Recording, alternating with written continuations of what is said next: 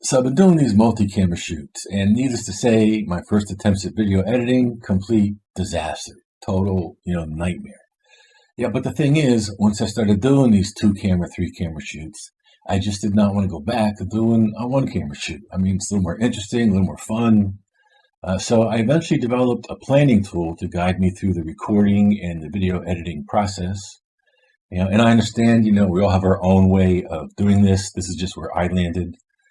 So in this video, I'll do a brief walkthrough of the tool, and maybe there's 1 or 2 ideas here that might be helpful. So let's check it out. All right, so the tool is just an Excel template. I keep all of the information about a video in this one Excel. So I only have one document to reference as I make a video. And in this basic template, I have these 5 tabs. So let's take a look at the thought cloud. Now, I often get ideas for videos at random times, in random places, doing random things. So I use the thought cloud to capture ideas, as they occur to me. And the ideas may be some overall concept, some minor detail, maybe a new camera angle, a staging thing, anything and everything related to making the video.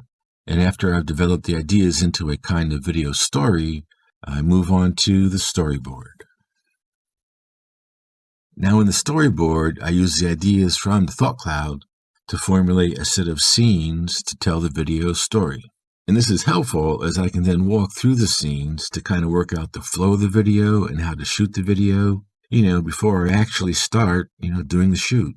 When I first started making videos, I found that while I was shooting the video, I would also be figuring out how to shoot the video. So for me, doing a storyboard has made the actual video shoot, just a whole lot easier.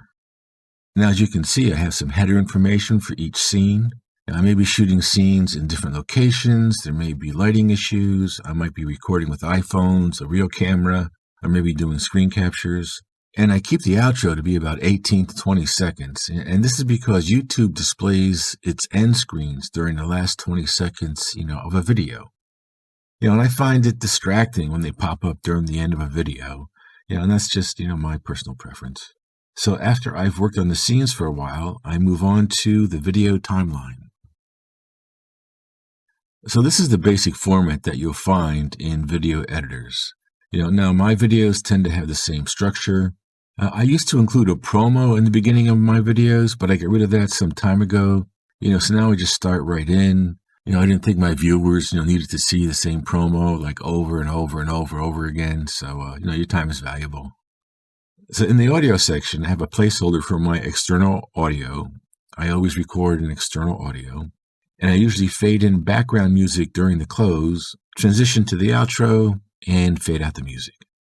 Now, laying out the scenes in a timeline helps me plan out the transitions. I usually insert white or black flash when a location changes or when a main concept changes.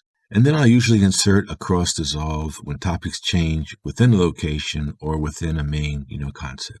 And I have found it helpful to kind of think through where to place the transitions before getting to the video editing.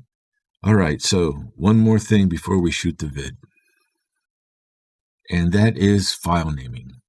So the first thing is to settle on a name for the video and then use the name of your video in every file name.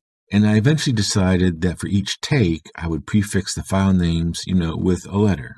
So in this example, you can see that the A file name goes with the A audio file. The B file name will go with the B audio file. And the C file name will go with the C audio file. So later on, when I list out the files on my PC, the files that go together are listed together. And this made doing the video editing, for a multi-camera shoot much, much easier. All right, so I follow a 3-step process to make my videos. I shoot the scenes, enhance the audio, and then construct the video. Now these days, video editors often include some audio features, and much of what I do in my DAW can be done within a video editor. But the thing is, I also do guitar videos, so I already had experience with a DAW. So it was just easier for me to use the DAW I already knew, instead of learning how to use another set of audio features within a video editor. So all things considered, this process just made sense, for me. So scene 10 is the intro. I usually do a 2-camera shoot and record audio with an external mic. And I'll do 2 takes for the intro. So I'll end up with a set of A files and a set of B files. Now let's say I'd like to add an overhead shot to scene 20, so we'll add a 3rd camera and just do 1 take, so now we'll get a set of, C files. So now I'll import the audio and video files into my DAW, as my DAW has some video, capability. And in the DAW, I'll remove noise, maybe do some EQ, and replace the camera audio with the external audio. So coming out of my DAW, I'll just have video files, with the cleaned up audio.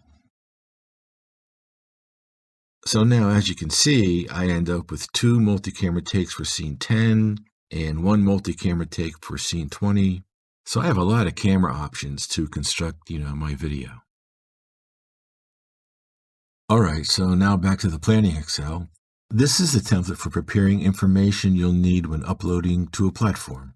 And the platforms all pretty much ask for the same information. And I'll be updating and revising this as I'm making the video. So by the time I'm ready to publish, I pretty much have this completed. I always include a key points section, and YouTube makes use of this. It'll lift out your key point timings and add video chapters to your published video. So that's kind of nice. And for the tags, I'll do some queries to see what search terms people are using, for my particular video topic. And all the other information is just what I like to include, in my video descriptions. So for me, having a template to follow made this whole process of a multi-camera shoot, much easier to record and much easier to video edit. There is a link in the description below to the template. Feel free to download. Hope you got something out of this. Please comment, like, subscribe, and we'll see you next time.